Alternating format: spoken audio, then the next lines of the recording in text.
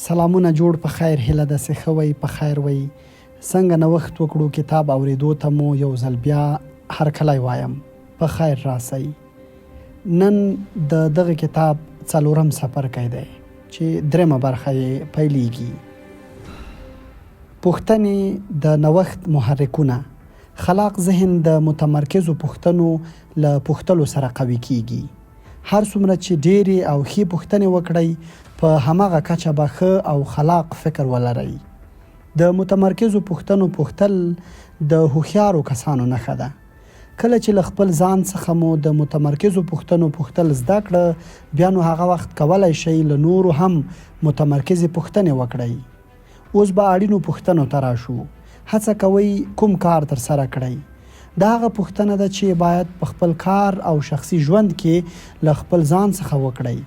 د حیرانتیا خبره خدا ده چې ډیر خلک په هر وخت کې د خپل غوښتنو په اړه نه پوهیږي. بنجامین ترګو لیکي د وخت د ضایع کولو تر ټولو بد حالت هغه دی چې داسې کار ترسره کړي چې اصلاً د هغه کار د کولو لپاره اړتیا نه وي.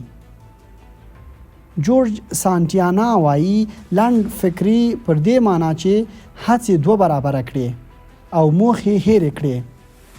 ډیری خلک په خپلو کارونو کې ډیره هڅه کوي او کله بیا خپل ډیر وخت آن د اونۍ وروستۍ ورځو کې هم کار کوي، مګر په هغې مسئلې چې دوی کار کوي اصلاً اړینه نه وي او د دوی د کاروبار له اصلي او فرعي موخو سره هیڅ اړیکه نه لري. هر کله چې تاسو دا احساس وکړ بدلونونه دومره چټک روان دي چې د ستونزمن کار په کولو سره لږې پای لاسته راوړئ، نو احتمالاً د استراحت وخت را رسیدلی. ساعت ودروئ، دروازه بند کړئ، برقي وسایل بند کړئ او یوازې له خپل ځان څخه دا پوښتنه وکړئ موږ په رښتیا هم هڅه کوو کوم کار ترسره کړو.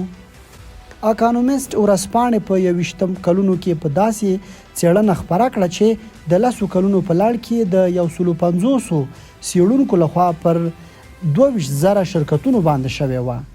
د دې څېړنې موخه په یو شرکت کې د مدیریتي وړتیا او لیاقت د کچې تعینول او دلایل را پیدا کول وو. څېړونکو د یو اغیزناک مدیر لپاره 3 لاملونه پام کې ونیول: په روڼتیا سره د موخو ټاکل، د کړنو پر اساس د معیارونو ټاکنه، خو کړنو ته د مزد ورکول. په ټولو مواردو کې د یو شرکت لپاره په روڼتیا سره د موخو ټاکلو وړتیا د هر قسمت یا برخې او یا هم د هر یو کس لپاره په یو سازمان کې د یو اغیزناک مدیریت د پیل ټکی وو چې د ښو کړنو او د غوره پایلو د لاسته راوړلو لپاره لامل کېده.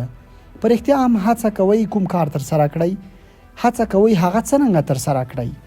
کله چې د شخصي او کاري موخو د رسیدلو په لار کې له خنډونو، مبارزو او یا بهرنۍ ننګونو سره مخ شوي نو یو ځل بیا ساعت ودروئ، د کاغذ پر مخ فکر وکړئ، هغه مرحلې بیا وګورئ چې له پیل نه تر پایه د موخو رسیدلو لپاره ترې کار اخلئ. آیا شونې ده ناسمه لاره مو ټاکلې وي؟ آیا شونې ده د موخو رسیدلو لپاره مو داسې لاره ټاکلې وي چې نوره ګټوره نه وي، له منځه تللې وي او لازمه وي چې د نوي فعالیتونو په نوې بڼه پیل کړئ. جیوفري کالوین د فورچون ورځپاڼې لیکونکی یوه مقاله ده کاروبار په موډلونو کې نوښت تر نامه لاندې ولیکله او دې پایلې ته ورسید چې ډیری شرکتونه په کاروبارونو کې له موډلونو څخه کار اخلي چې منسوخ دي. تر دې هم بده دا ده چې که داسې کاروبار ولرئ چې په اطلاعاتو ولاړ وي او مبهم محصولات وپلوري، نوي فصلو کې دا امکان شته چې تیروتنه وکړئ. کله چې اپل په 2006 کال کې آیفون معرفي کړ، نوکیا او بلیک بیری هغه د لوبو سامان لنډمهاله هوس او زر تلونکی ونوموه. د دوی فکر دا و چې په بازار کې دوی ته هیڅوک ماتې نشي ورکولای. د بلیک بیری له مدیرانو څخه یو په ډیر غرور د آیفون په هکله وویل هیڅوک د اپلیکیشنونو په لټه کې نه دي. اوس اپل 2.1 میلیون بیلابیل اپلیکیشنونه وړاندې کوي چې د آیفون کاروونکو ته دا فرصت ورکوي چې هر هغه ادارې یا پرلپسې شخصي کارونه چې اصلا دوی تصور نه کاوه خپل موبایلونو سره ترسره کړي. په 2014 کال کې د نوکیا او بلیک بیری 90% برخه په بازار کې راټیټه شوه. دا 2 شرکتونه نیم وزنډول شو او نوم یې د بازار رهبرانو تر عنوان لاندې د تاریخ په کتابونو او کاروبار کې لار ومونده. هغوی کله هم له خپل ځان څخه دا پوښتنه ونه کړه غواړو دا کار څرنګه ترسره کړو، غواړو خپله برخه د موبایلونو په بازار کې څرنګه وساتو. تاسې د نوکیا او بلک بیري په څیر د خپل کاروبار په کومو برخو کې وړاندې یاست؟ آیا په بازار کې هغه چلندونه او اساسي بدلونونه ګورئ چې ستاسو د کاروبار د موډلونو د منسوخولو نښه ده؟ د کومو پایلو محصولاتو په لټه کې یاست؟ د خپلې ځانګړې موخې یا مسئلې د حل لپاره کومه لاره لرئ؟ فکر وکړئ تاسې د جادو یو لرګی لرئ چې کولی شئ هغه د اوسنۍ کاروبار په مخ ووهئ او له هرې خوا څخه خپل کاروبار ډیر ښه کړئ. که چیرته ستاسو د کاروبار شرایط له محصولاتو، خدمتونو، خلکو، ګټو او د پایلو پر اساس له هر اړخه غوره وای نو ستاسو له اوسني شرایطو سره توپیر څه دی؟ ګوردن مور او انډرو ګورو د انټل شرکت یې په نړیواله رهبرۍ د مایکروچیپ په تولیداتو او کاروبار یې د $100 میلیونو باندې بدل کړ. مګر تایوانانو، جاپانیانو او کوریایانو په دې هڅه کې شول چې مایکروچیپ په ورته یا ښه کیفیت له کمې بیې سره تولید کړي. دا کار متحده ایالاتو ته ورسېده چې د انټل د محصولاتو پلور زیات راکم شو. د ګوردن مور او انډرو ګورو په وینا هغوی یو ورځ په ګورو دفتر کې ناست وو او له خپل ځان څخه یو پوښتل که چیرته د انټل د هیډ رئیس موږ دواړه وباسي او نوي مدیران مقرر کړي هغوی به کوم بېلابېل کارونه ترسره کوي. هغوی ډیر ژر په دې پوه شوي وو چې نوي مدیران د بې هویته مایکروچیپونو د تولید له کاروبار څخه وځي او د انټل ټوله سرمایه د شخصي کمپیوټرونو د نوي نسل د مایکروسکوپونو په تولید کې لګوي. هغوی هم دا کار ترسره کړ او انټل یې د نړۍ له لویو او ګټورو شرکتونو څخه جوړ کړ. هغوی د دې پوښتنې د پوښتلو زړورتیا لرله غواړو کوم کار ترسره کړو، غواړو هغه څرنګه ترسره کړو، په رښتیا هم د کومو پایلو او محصولاتو په لټه کې یو، آیا د ښو موخو او لاسته راوړنو لپاره نوې لارې شته؟ آیا غوره لاره شته؟ که چیرته په دې طریقې دا کار ترسره نه کړو کوم میخې ژر ارزانه او ساده نوې لارې د هغه د ترسره کولو لپاره شته؟ تل غوره لاره شته؟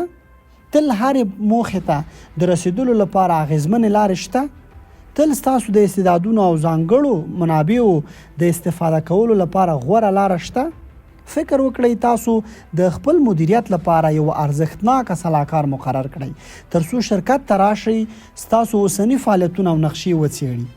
دا سلاکار ستاسو خواته درځي او له تاسو څخه ناخوښې پوښتنې کوي. غواړئ پوه شئ څه کوئ او ولې کارونه په دې بڼه ترسره کوئ. غواړئ پوه شئ د نوموړو موخو د لاسته راوړلو لپاره له کومو نورو لارو کار اخلئ. غواړئ د شرکت اصلي او فرعي موخو او د هر هغه بخش چې ستاسو د موخې په ترلاسه کولو کې رول لوبوي توضیح ورکړئ.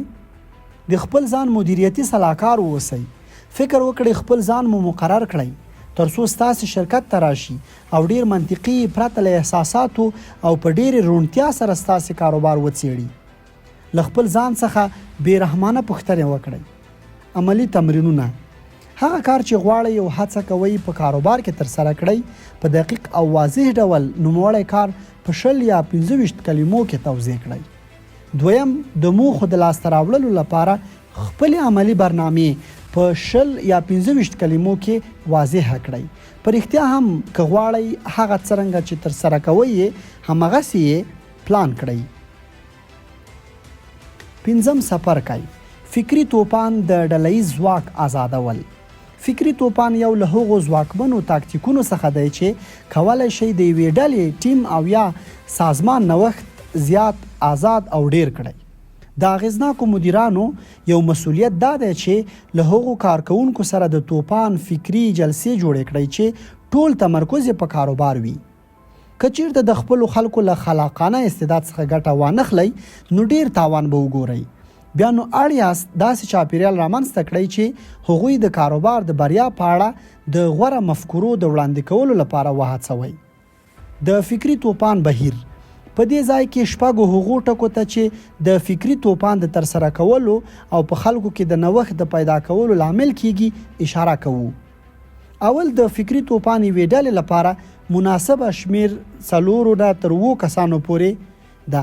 له 4 کسانو څخه کم د دې لامل کیږي چې وړاندې شوی مفکورې د سرنګوالي او څومروالي له اړخه کم شي او له 2 کسانو څخه ډیر د دې لامل کیږي چې ځینې خلک د خپل افکارو د وړاندې کولو فرصت ونه لري.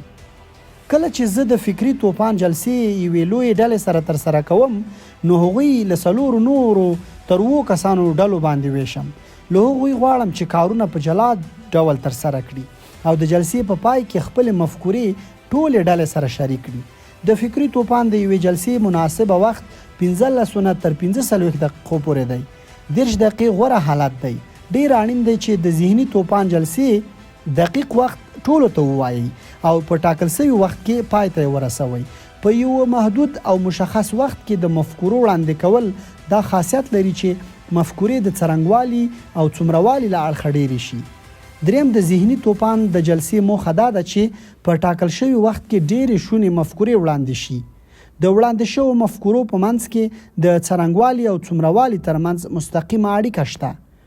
ځینې وخت ورستۍ مفکوره چې د فکری توپان د جلسې په ورستۍ دقیقه کې وړاندې کیږي یو سرنوشت جوړونکې مفکوره ده چې کولای شي د سازمان راتلونکی بدل کړي. څلورم د فکری توپان جلسه باید ټوله مثبته وي. یعنی وړاندې شوی مفکوره په هیڅ وجه د قضاوت او ارزونې لاندې نه راځي. ټولې مفکورې ښې دي. موخه دا ده چې له خلکو ډېرې مفکورې واخلئ او دا کار په تقدیرولو، هڅولو او ان په خندا لرونکو مفکورو کېدای شي. دومره د حیرانتیا خبره نه ده چې یو خندا لرونکی مفکوره له بلې خندا لرونکې مفکورې سره د درېمې داسې مفکورې د رامنځته کولو لامل شي چې ټول کاروبار بدل کړي. یو غوره مفکوره وړاندې کړئ، احمقانه مفکوره ورکړئ، خندا لرونکې مفکوره ورکړئ. داسې کار وکړئ چې پر ټولو خوښ تیر شي. هر څومره چې د فکری توپان په جلسه کې خندا ډیروي چې ځینې برخې د بیا عاقلانه مفکورو له وجې وي، په هماغه کچه به د مفکورو څرنګوالي او څومروالی زیات شي. د ډیرو مفکورو او حل لارو په لټه کې واوسئ او د هغوی د ښه والي او د بدوالي په اړه فکر مه کوئ. مخکې له دې چې د فکری توپان جلسه پیل شي د جلسې رهبر وټاکئ. د جلسې رهبر ځانګړی مسؤلیت لري تر څو ډاډمن شي چې ټول خلک د همکارۍ او د خبرو کولو فرصت پیدا کړي. د همکارۍ د درجې د ترلاسه کولو لپاره غوره یاداښت پیدا کړئ. دا بهیر ډیر ګټور لکه د موټر د روښانه کولو په څیر دی. کله چې یو دم میز ته ورځئ ټول حیرانیږي او په کار کې برخه اخلي. خلک له هرې خوا خپل مفکورې وړاندې کوي، لاسونه جګوي او د خبرو کولو لپاره اجازه غواړي. د رهبر دنده دا ده چې منظمه بهیر رامنځته کړي. هر کس د خپل مفکورو د وړاندې کولو لپاره وهڅوي او ډاډمن شي چې نور هم د خبرو کولو فرصت لري. د فکری توپان هر جلسه یو لیکوال ته هم اړتیا لري. د دې کس دنده سربیره په همکارۍ د وړاندې شوو مفکورو ثبتول دي. کېدای شي په یوې پر انرژي فکری توپان جلسه کې له یو څخه ډیرو لیکوالانو ته اړتیا وي، ځکه ډېرې ښې مفکورې وړاندې کیږي.